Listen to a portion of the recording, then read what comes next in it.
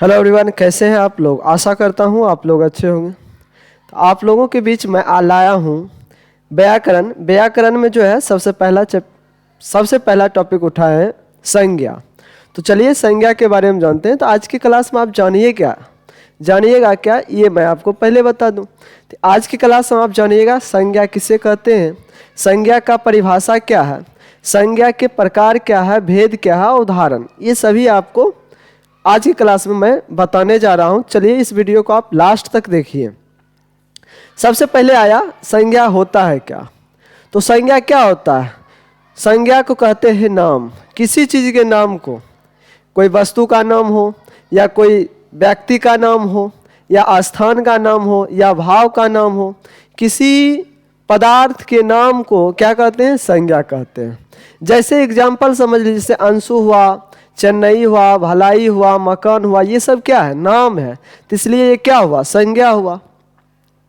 जैसे यहाँ देखिए अंशु की बात करें या पवार की बात करें तो अंशु और पवार क्या है, व्यक्ति का नाम है। चेन्नई क्या है, चेन्नई एक स्थान है, एक प्रदेश है, उसका नाम है। मकान क्या है, वस्तु का नाम है। भलाई क्या है, भाव का नाम है। तो आप ध्यान रखिएगा कि किसी व्यक्ति का नाम हो या स्थान का नाम हो या मकान का नाम हो या भाव का नाम हो, तो इसको क्या कहेंगे, संज्ञा कहेंगे। क्लियर। तो आइए अब संज्ञा के टाइप जान लेते हैं। संज्ञा के प्रकार की बात करें तो संज्ञा का 5 प्रकार है, आप जानते हैं। व्यक्तिवाचक संज्ञा, जातिवाचक संज्ञा, भाववाचक संज्ञा, समूहवाचक संज्ञा, द्रव्यवाचक संज्ञा, ये आप जानते ही हैं। चलिए आगे की बात करें तो देखिए आधुनिक मान्यता के अनुसार संज्ञा को 3 ही भाग में बांटा गया है।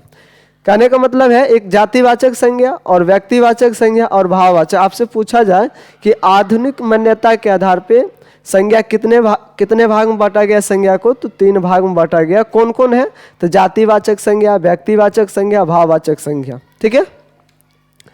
अब जान लेते हैं कि व्यक्तिवाचक संज्ञा होता है क्या। तो व्यक्तिवाचक संज्ञा मतलब होता है प्रॉपर नाउन। ये जो होता है किसी संज्ञा, ऐसा संज्ञा का नाम है जो केवल एक व्यक्ति या स्थान या वस्तु से मतलब एक ही वस्तु या एक ही व्यक्ति या एक ही स्थान से संदर्भित होता है। था ना, इसके लिए सामान्य नाम नहीं होता। जैसे मेलवान आपको पता होगा एक शहर का नाम है। स्टीव एक खिलाड़ी का नाम, ऑस्ट्रेलिया एक देश का नाम है। ठीक है। व्यक्तिगत नहीं होना, व्यक्तिगत एकदम एक होना चाहिए। तो यह हुआ व्यक्तिवाचक संज्ञा। आइए जातिवाचक संज्ञा। जातिवाचक संज्ञा क्या होता है, इसके अंदर आने वाले सभी व्यक्ति या सभी वस्तु या स्थान के नामों का बोध होता है, तो जातिवाचक संज्ञा के अंतर्गत आता है। जैसे हम मान लीजिए हम गाय कहें, तो गाय कहने से क्या मतलब हुआ, गाय कहने का तात्पर्य है कि गाय के अंतर्गत जितने भी नस्ल के गाय होती है सब आगे, भले हरियाणवी गाय हो या जर्सी गाय हो या देसी गाय हो, विदेशी गाय हो, फ्रिजियन हो, तो ये सब के सब क्या हो गया, गाय के अंतर्गत आ गया। तो ये क्या हुआ, जातिवाचक संज्ञा हुआ। गाय किसे होता है, जाति से बिलोंग। बात समझ रहे हैं आप। आगे आते हैं नदी। जैसे नदी की बात करें तो नदी भी हो जाएगा जातिवाचक संज्ञा।